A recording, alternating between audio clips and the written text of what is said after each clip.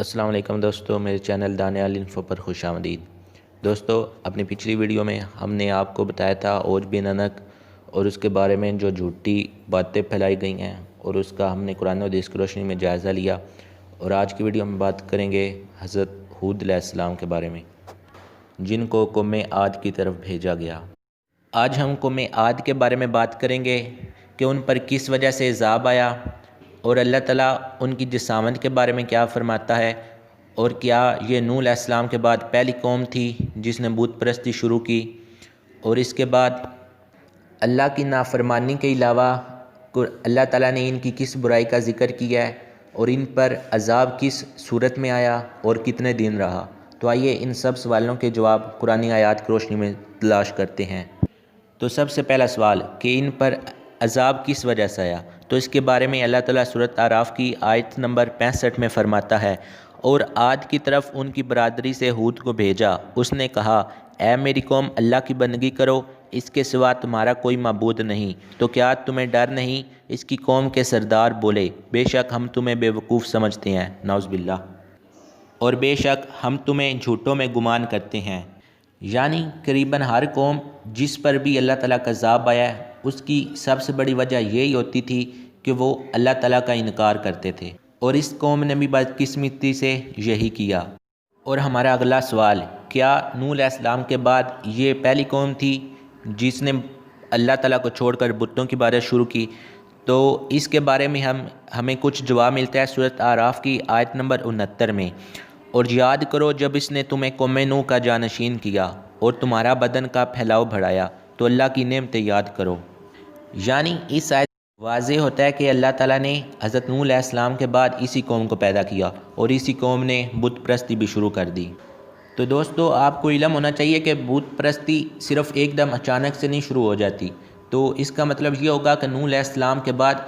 پہلے اسلام رہا ہوگا، لیکن آہستہ آہستہ وقت کے ساتھ یہ لوگ گمراہ ہو گئے ہوں گے، اور ان کے کافی عرصہ بعد یہی قوم تھی، تو ان کی طرف اللہ تعالیٰ نے حضرت ہود علیہ السلام کو بھیجا۔ اس کے بعد ہمارا اگلا سوال کہ اللہ تعالیٰ ان کی جسامت کے بارے میں کیا فرماتا ہے۔ سورہ الفجر کی آیت نمبر 6 تا 8 میں اللہ تعالیٰ نے فرمایا ہے، کیا تم نے نہ دیکھا تمہارے رب نے عاد اولا کے ساتھ کیا کیا، وہ ارم حد سے زیادہ طول والے کہ ان جیسا شہروں میں پیدا نہ ہوا۔ اور اس سے پیچھے سورۃ اعراف کی آیت میں بھی اللہ نے بیان کیا تھا، اور یاد کرو جب اس نے تمہیں قوم نوح کا جانشین کیا اور تمہارے بدن کا پھیلاؤ بڑھایا۔ تو مطلب یہ کہ وہ بہت بڑی جسامت کے مالک تھے، لیکن یاد رکھیں ان کا قد حضرت آدم علیہ السلام سے زیادہ نہیں تھا۔ تو ہمارا اگلا سوال کہ اللہ تعالیٰ کے انکار کے علاوہ ان میں کون سی برائی تھی جو اللہ تعالیٰ نے قرآن مجید میں بیان فرمائی؟ تو اس کے بارے میں سورۃ حامیم السجدہ کی آیت نمبر 15 میں اللہ تعالیٰ فرماتا ہے، تو وہ جو عاد تھے انہوں نے زمین میں ناحق تکبر کیا اور بولے ہم سے زیادہ کس کا زور، اور کیا انہوں نے نہ جانا کہ اللہ جس نے انہیں بنایا ان سے زیادہ قوی ہے، اور ہماری آیتوں کا انکار کیا۔ تو اس آیت سے واضح ہوتا ہے کہ انہیں اپنی جسامت اور اپنے زور کی وجہ سے بہت تکبر تھا کہ ہم سے زیادہ کوئی طاقتور نہیں، تو اللہ تعالیٰ نے ان کے تکبر کی مذمت کی ہے، اور اس لیے ہمیں بھی چاہیے کہ تکبر سے باز رہیں اور عاجزی اور انکساری کے ساتھ زندگی گزاریں۔ اس کے علاوہ اللہ تعالیٰ نے وہ قوم جس جگہ پر آباد تھی اس کا بھی ذکر کیا ہے سورۃ احقاف کی آیت نمبر 21 میں،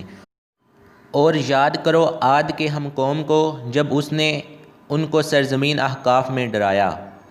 وہ لوگ احقاف نامی جگہ پر آباد تھے جو کچھ تفسیر کے مطابق یمن میں واقع ہے، جس طرح یوسف علیہ السلام مصر میں بھیجے گئے۔